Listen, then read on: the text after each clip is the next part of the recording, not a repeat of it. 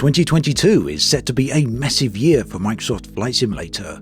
Already we have World Update 7, which released yesterday, but coming up very soon is World Update 8. There's been some speculation as to what this will contain. It's been now revealed that it will contain the peninsula of Iberia, that is, Portugal and Spain.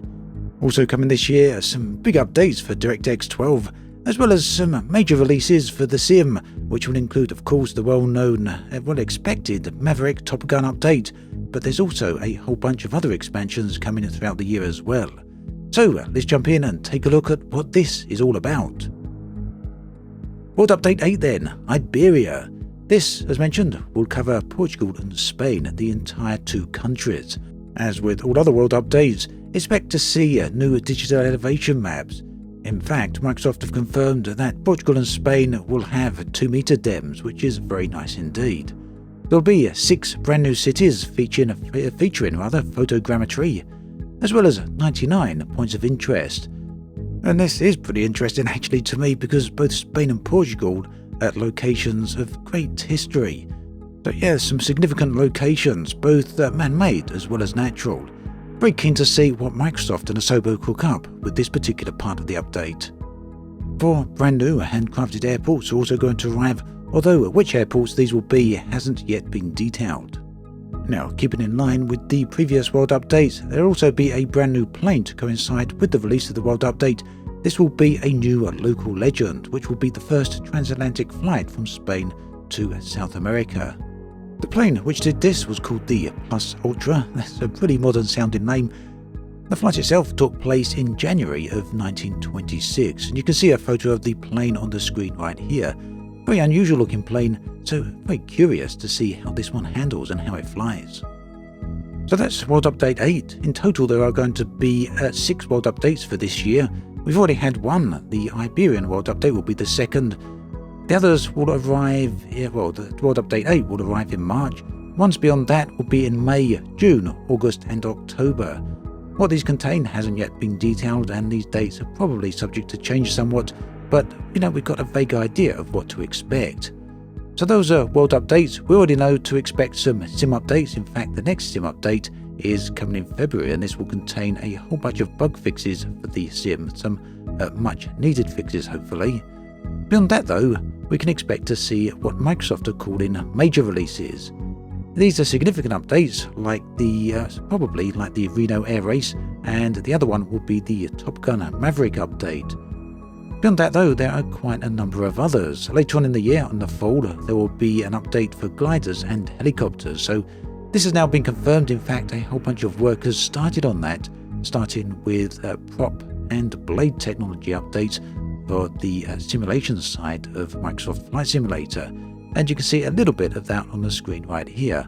I'm not going to go into too much detail about all the technicalities of this because it was quite involved and quite extensive in the recent live stream. So what I'll do is leave a link in the video description, timestamped directly to where Seb starts talking about all these details. Well worth listening to, because not only will this benefit helicopters, but it will also benefit prop planes as well, specifically turboprops.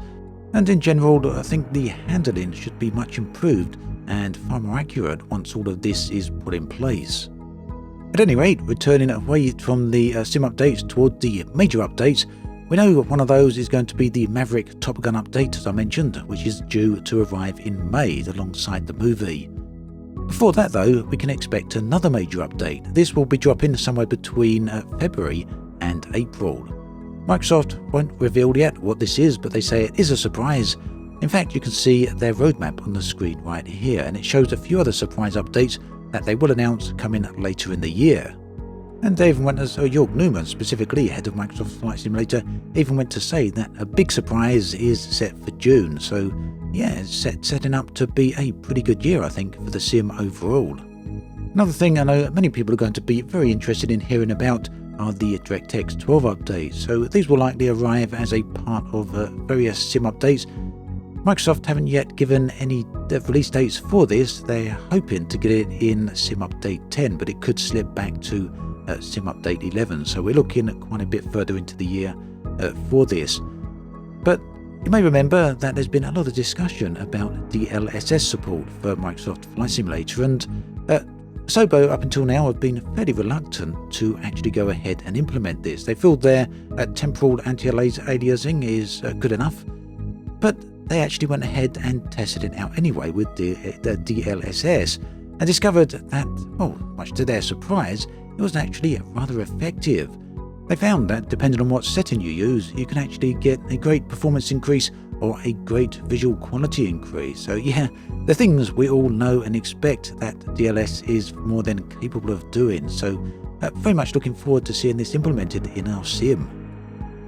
They've also said that multi-monitor support is also on the way. It seems they are having some issues with this in terms of performance, obviously because there's a lot more that needs to be rendered in terms of on-screen visuals, both resolution as well as assets. So they do seem adamant that this will be coming, but it may take a bit of time, but certainly something for this year.